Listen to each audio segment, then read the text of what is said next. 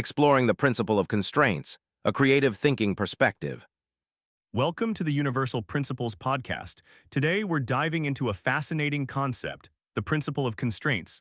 It's all about how limitations can actually spark innovation. But first, what does this look like from the world of creative thinking? Thanks for having me. In creative thinking, the principle of constraints is huge. It's the idea that boundaries, whether they're resource-based, time-based, or even rule-based, aren't roadblocks. They're springboards. They force us to think differently, to challenge assumptions, and ultimately to develop more imaginative solutions. So instead of seeing no as the end, we see it as try a new route. Could you walk us through a concrete example of how this plays out? Absolutely. Think about designing a product with limited resources. Let's say you need to create packaging using only recycled materials. This constraint forces you to be more resourceful and creative. You might come up with a design that's not only eco-friendly, but also more aesthetically pleasing or functionally efficient than traditional packaging. That's a great example. So necessity really is the mother of invention. Any other examples where limitations actually helped someone reach a breakthrough? Another common example is in software development. Imagine developing an app with limited storage space in mind for mobile devices. This constraint pushes developers to write more efficient code and prioritize essential features. This could result in a faster, cleaner, and more user-friendly app than if they had unlimited resources. It's counterintuitive, isn't it?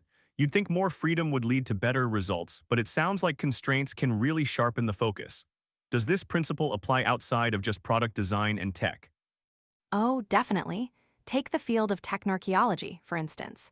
They often deal with material constraints and innovation. Limited availability of certain resources forces ancient civilizations to innovate with what they had. The ingenuity displayed is just incredible. It shows that human innovation flourishes even when faced with extreme limitations. Fascinating, it's like we're wired to overcome challenges.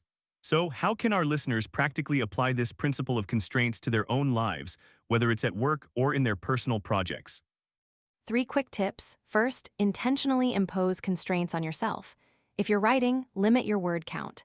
If you're painting, restrict your color palette. Second, reframe limitations as opportunities. Instead of complaining about what you lack, ask yourself what you can do with what you have. And third, embrace the challenge. See constraints as a fun puzzle to solve. You might be surprised at what you discover. That's fantastic advice. Intentionally imposing limitations to boost creativity, something so simple but so smart. Any final thoughts for our listeners on the power of constraints? Just remember that constraints aren't enemies of innovation. They're its secret ingredient. Embrace them and watch your creativity soar.